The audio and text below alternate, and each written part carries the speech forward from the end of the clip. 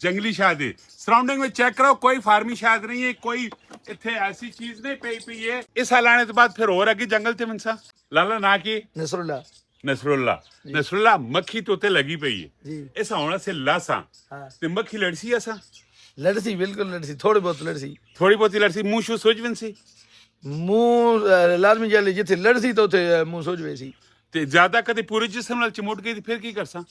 बस धुआं लसा पर धुआं देसा उड़वन सी धुआं लसा तो उड़ वैसी धुआं मैं उन्हें तो नेड़े आने सा धुआं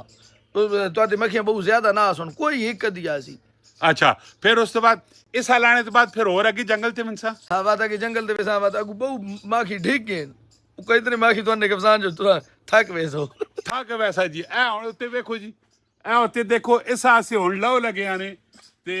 उस तो बाद जंगली शहद है। सराउंडिंग में चेक करो, कोई फार्मी शहद नहीं है, कोई इतने ऐसी चीज नहीं पई है कि आखो कि तुसी